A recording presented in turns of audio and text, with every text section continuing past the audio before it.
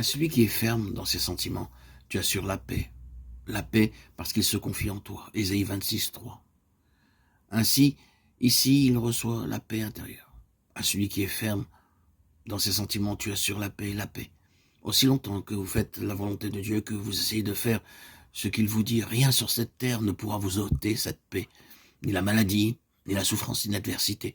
Même l'ennemi ne peut pas ôter cette paix. C'est une paix parfaite. Cette paix est le lot de tous ceux qui connaissent le Seigneur Jésus-Christ par expérience. Elle ressemble à un fleuve, et tout comme les eaux d'un fleuve augmentent, de même cette paix grandit jour après jour.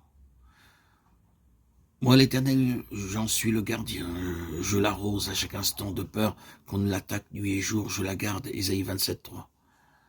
Ici, c'est l'assurance intérieure que notre Seigneur nous gardera. Dieu a promis, j'en suis le gardien.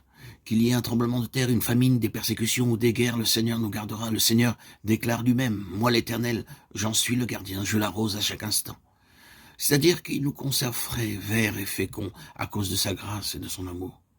Cela aussi vient de l'Éternel, des armées admirables, et son conseil est grande et sa sagesse, Ésaïe 28, 29. Nous avons chacun de nous besoin parfois d'un conseil. Nous avons à prendre des décisions concernant beaucoup de projets et de questions. À de tels moments, nous désirons le conseil de quelques hommes d'expérience et nous allons vers lui pour tâcher d'en obtenir.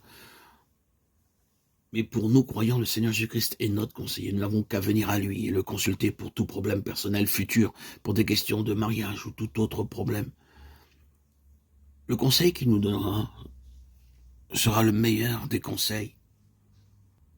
Ceux dont l'esprit s'égaré acquerront de l'intelligence, et ceux qui murmuraient recevront instruction. Ésaïe 29, 24.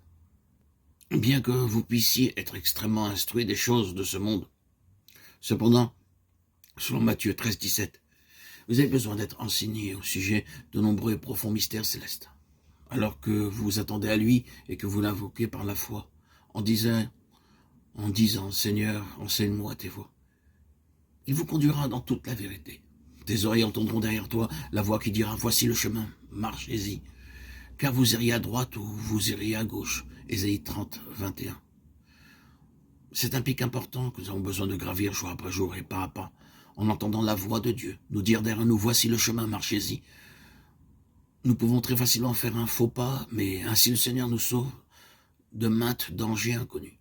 Ainsi aussi longtemps que nous demeurons attentifs en continuant de dire, Seigneur, enseigne-moi le bon sentier. Il nous dirigera. C'est ainsi que nous sommes amenés sur des lieux élevés et que nous sautons de pic en pic dans la jouissance de ce grand salut.